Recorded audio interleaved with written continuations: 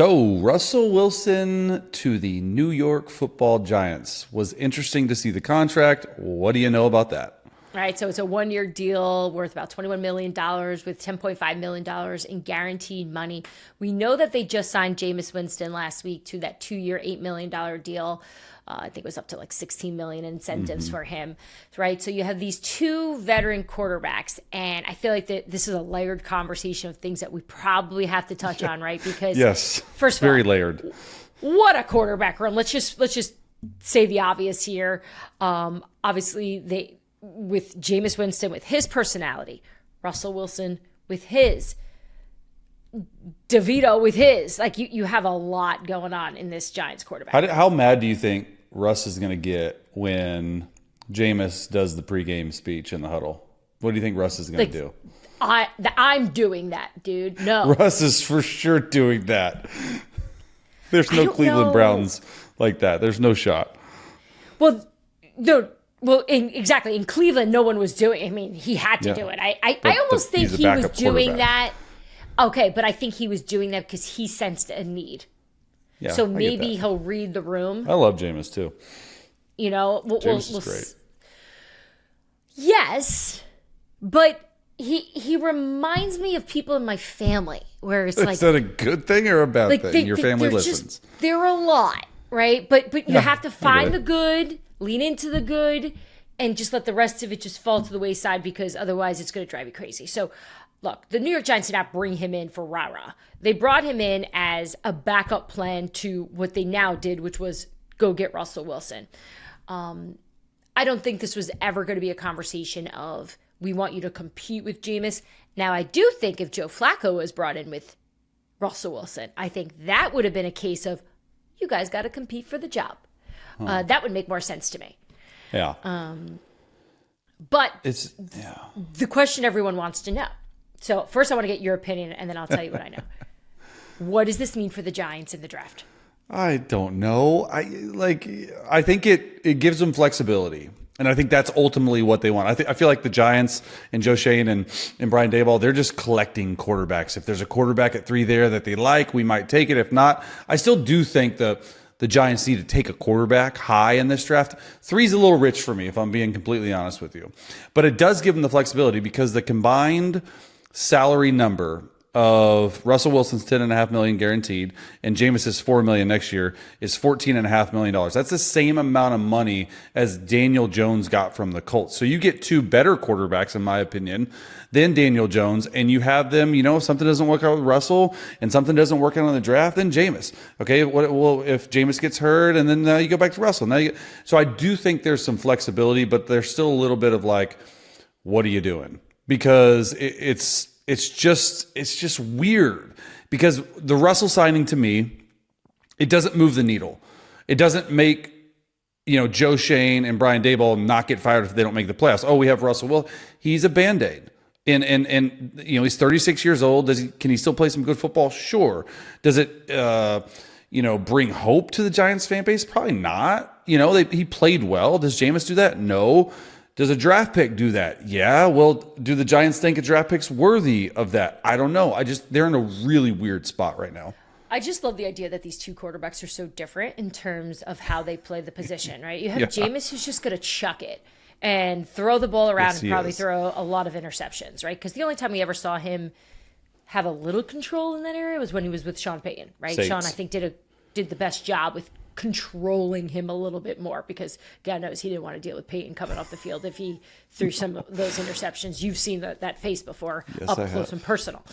And then you have Russ, who I would argue holds the ball too long, isn't great in the middle of the field, right? Has been accused of taking too many sacks, not even accused, factually, he's taken too many sacks, right? So it's like you have these two, I wish I could combine these guys and maybe we would get this great New York Giant quarterback, It's like, no, then we got Daniel Jones. Yeah. Seriously. Yeah, so, look, I think there's a few ways we can try to understand what the Giants are doing, and God, I hope they have a plan. I hope that we're just guessing and they're sitting there laughing like, ha ha ha, you think we're doing this? Well, we're getting this guy, or we believe in that guy. Sit there and laugh at what they've been doing, though. we secretly re-signed extensions and we're on board for, a 5-year plan There's here. no way that Could you has imagine? happened. Oh my, that would be wild. Could There's no you way. imagine? Yeah.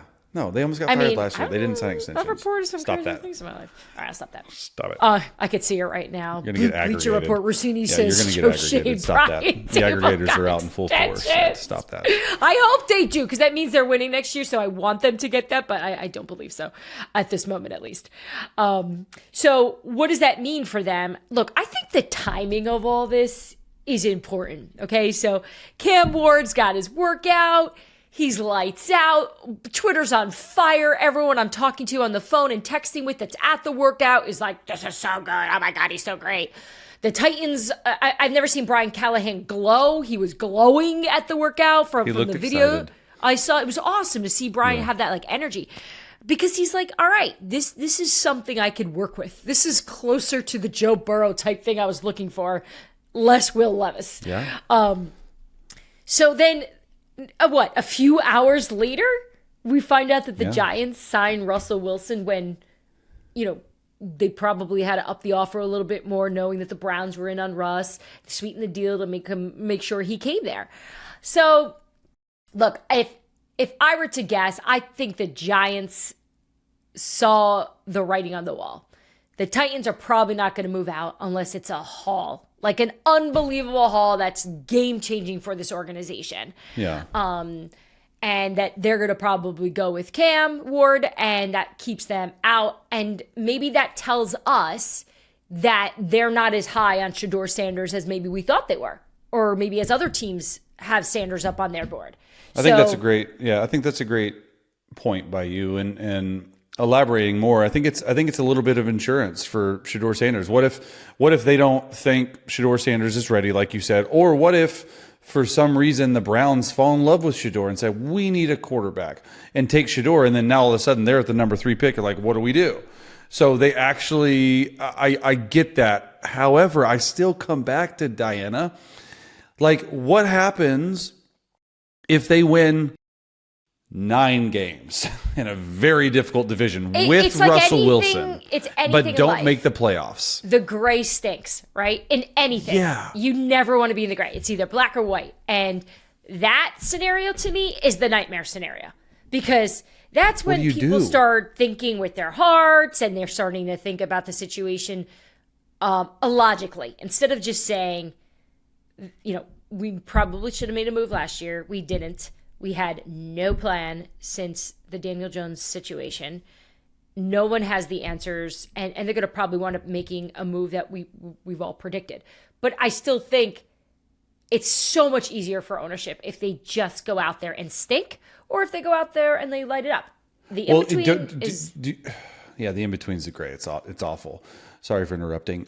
Do you think that there's any way maybe this move signals like the Russell signing? Because there's so many different ways you could play it. I mean, honestly, we have no idea. Like, this is pure speculation from me. But do you think, and I've said this before on this podcast, do you think it's any way of John Mara saying, no, you guys aren't drafting a quarterback because we know you're going to be gone next year. We don't want to mortgage the franchise. We don't want to take the wrong guy. We want to wait next year for Arch Manning, Kate Klubnik, Drew Aller. Like, do you think there's something to that? Yeah, I think there's probably somebody there that's looking out for the franchise and the future, and probably collecting the information from Joe Shane and Brian Daboll. And look, as desperate as they probably are to find the answer, I don't think they're going to be dumb and push and encourage this organization to draft a guy that's not going to be good. I mean, maybe they do it, but if there's probably a world where Joe Shane and the rest of that front office are watching film of these guys and going, it's either Cam Ward or no one. Like, that's probably a possibility, and maybe that earns them some points with ownership. But how? Look, if I'm Dabes, like Brian Daboll, I like the fact that, look, Russ at times last year played good ball. Now you're going to a worse team, so you're going to have to play even better ball. But I'm looking at the number 3 pick, and I'm looking like, man, if I'm Russell, okay, I got a good running back in Tracy last year. They hit on that. I believe that. You have Malik Neighbors, and you're sitting there at number 3 with Travis Hunter. You pair Malik Neighbors and Travis Hunter together, and you're Russell Wilson who throws the moonball. Like, you got some weapons. Figure out the offensive line a little bit. It's not horrible, but I just come back to like, man, you have got to find the franchise quarterback. Plus your division that you're playing in. That's difficult. It's not like the Cowboys are just going to be pushovers. You know what I mean? They're probably the fourth best team in that division. I think it's like they're like the fourth worst odds to make the Super Bowl. I mean, we know what, I think the Broncos were the least favorite team last year and they made the playoffs. So that can happen. It's just offensively, I can at least wrap my head around what this offense could look like and what the ceiling with this offense could look like if you get Travis Hunter and play him at receiver. Thanks for tuning into Scoop City. If you want to hear more, make sure you like and subscribe. We drop our new episodes every Tuesday and Friday.